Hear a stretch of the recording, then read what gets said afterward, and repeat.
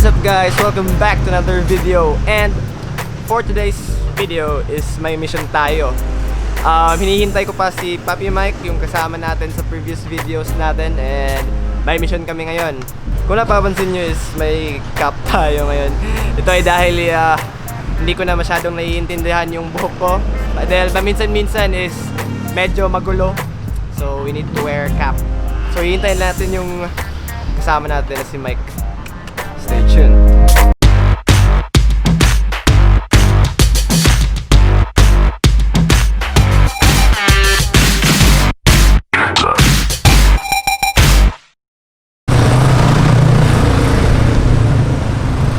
Who's that Pokemon? Ganda shoes, bro. Ha? Wow, grabe ba? Naka-boots! Yo, what's up? Mustawan ka? So, dumating na ating kaibigan. Yo, Fresh from pamligo. Ano nga ba pala ating mission ngayon, Mike? Papi Mike?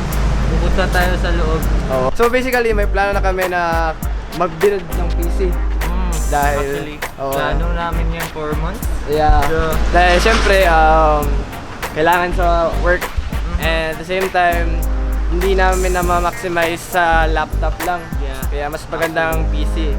So yun, naghanap kami ng shop na kung saan is pwede tayong katulungan. And ngayon, titignan natin kung ano ang meron sa shop na ito, di ba?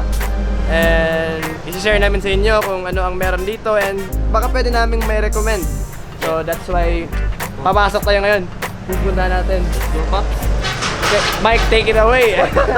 Papasok na tayo sa loob. Go. Cool. As you can see, no mask, no entry, pero hindi lang ako nagmamask para klaro yung boses ko. Pero nagmask tayo kanina. Pasok, Pops.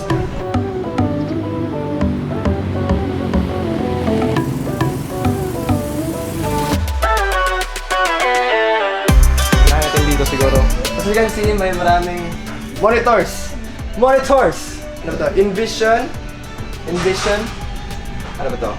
Envision pa rin. So may mga curved and high refresh rate monitors tayo. So usually mga gamers kailangan ng mas malaking refresh rate, di ba? So dito naman may Asus at saka BenQ. Asus number 1. So high refresh rate din. Oo. Then maliit na millisecond response time. I think bababas tayo dito.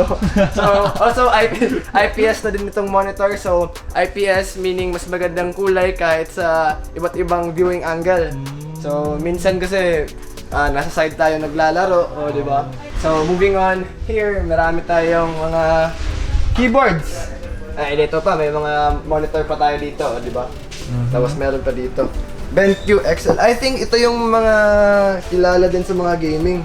Kasi malalakas yung specs nito for gaming. So dito makikita natin yung ating mga case, PC case. So for those na mag-build ng PC, hindi naman mabubuo ang ating PC kung walang case, di ba? Okay po. So may iba't ibang sizes tayo dito. May cute size. At may mga malalaking size. So from ITX, I think ITX yan. Tanungin natin mamaya kasi baka magkamali tayo. So may mga ITX ata and then yung full ATX. Sa pagkakalam ko, hindi naman ako eksperto sa mga PC, no? And since nandito naman tayo is meron tayong chairs, upuan. So in gaming or in editing like me, so hindi naman pwede na hindi comfortable, di ba? So we have here Cougar. I think kakarating din yung mga chairs na to. So Cougar gaming chairs for comfortable gaming and editing. So nandito po lahat ng mga importanteng bagay sa loob ng PC. So unahin na lang natin yung nasa harap. So here, ito yung mga keyboards and mouse and headsets. Headsets or headphones. So may Corsair number 1. For me, maganda yung Corsair dahil trusted na brand, durable, and at the same time, elegant. O, diba? Pero depende pa rin yun sa style ng setup mo, diba? Okay. So we have here Corsair keyboards and mouse, Logitech, and ito BenQ, mga mouse. Steel series. And then Logitech keyboards. Tapos moving on here, ang ating very known Razer keyboard and mouse. So may mga Razer fanboys pa tayo dyan. So and then HyperX keyboards, headphones, and then I think this is a mouse pad. And then here is my RAM sticks, SSD. Also keynote guys, kakapalit lang natin ng SSD. So para mas mabilis ang ating PC or laptop, it is recommended to use SSD para mas mabilis yung boot time, kahit yung pag-open ng mga softwares and apps, and then pag-run ng mga files natin. So mas magandang may SSD. So we have here fans. So syempre para panatiliing maginaw ang ating PC parts, or yung basically ito yung sa CPU ato to. Then fans, more fans. Buti pa sila may fans, tayo wala tayong fans. The joke lang. Ito fans for the PC itself. Ito yung sa CPU. So ito for the PC like this. Oh, may build pala tayo dito. So since nandito naman tayo, may build sila dito na display. And of course, syempre, posibleng walang PC sa loob ng isang PC shop. So, pwede ba tayong pumasok? So, pasok tayo, mag-i-invade tayo, may provision tayo. With social distancing. So, pasok tayo dito. May mga keyboard pa din dito. So, and then headphones. Gamdias, this is a I think newly known brand kasi ang alam ng iba lang kasi yung mga Asus, Corsair, Logitech. So, sa pagkakaalam ko si Gamdias is a very good brand also. Not really that known. Siguro sa pagkakaalam ko lang ha, not really that known sa iba. So we have here also Cougar na mouse. So hindi lang sila chair, di ba? May mouse pa rin sila. Moving on here, dito sa baba. This is power supplies, okay? So one thing to take note sa pag-build ng PC is baratin mo na lang siguro lahat. Wag lang yung power supply. Tama ba kuya? O di ba? Kasi delikado no pag yung PC mo malakas yung specs pero yung power supply is hindi naman reliable, chances are masisira yung PC mo dahil dyan kumukuha ng basically power supply. So kukuha ka ng kung magbi-build ka naman ng PC, make sure to use a very great power supply na kung saan it is very reliable at siguradong ma-assure mo yung safety ng PC mo, di ba? Sa pagkakalam ko sa watts, it depends kung anong build mo. Siyempre kung anong kailangan ng parts mo. Siyempre kung mas malakas na graphics card, mas malakas or mas mataas din na wattage ng power supply. So, mas maganda na tanungin niyo yung mga staff ng kung saan kayo nagpe-build kasi alam nila kung anong watts o ilang wattage ang kailangan sa build mo. Moving on, here, fans pa rin. Dito muna tayo sa baba. Fans. Maraming fans dito. Oh, maraming fans ang ating shop. And here, motherboards, CPU, Ryzen.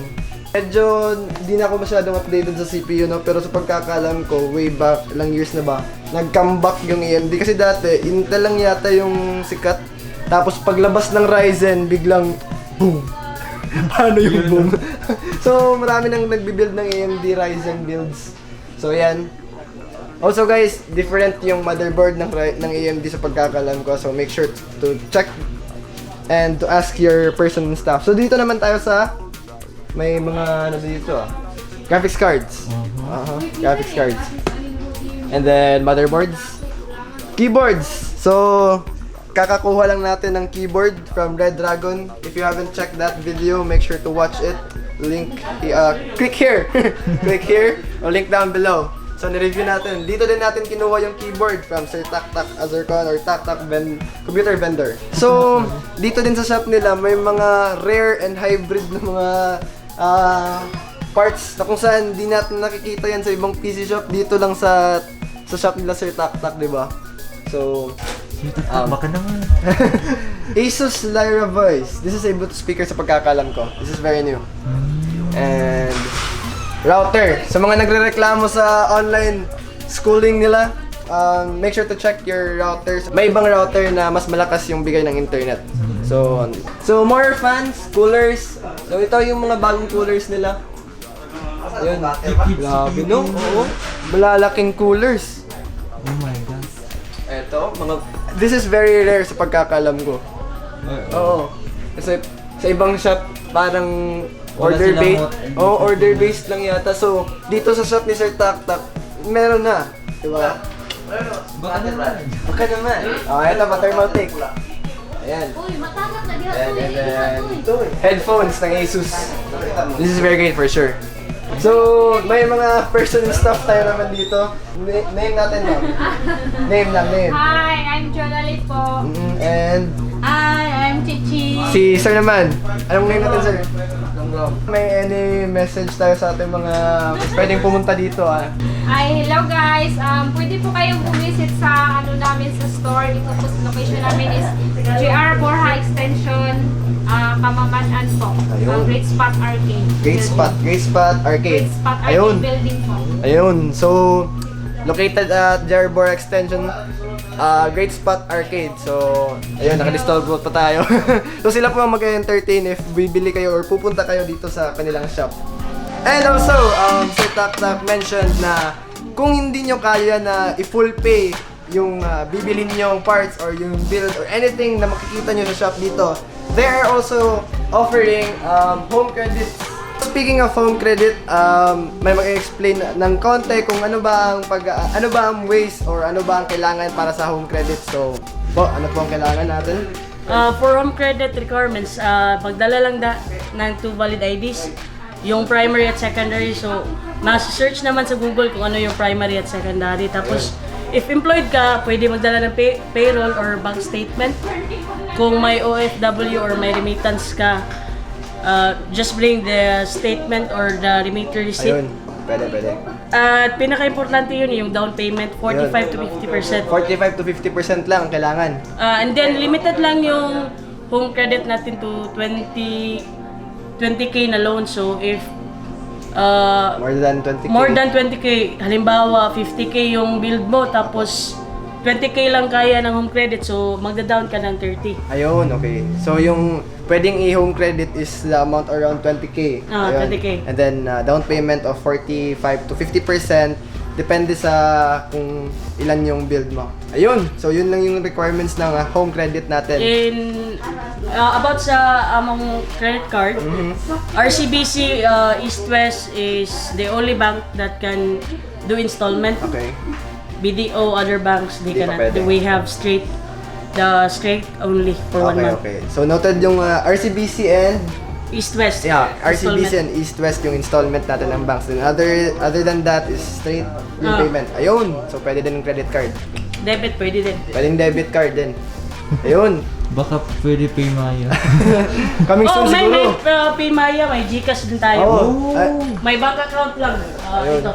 Ayun, may bank account pala dito. So ito yung yung para sa payment.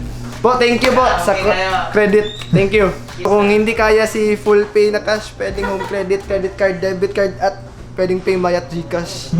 GCash baka naman. So yun.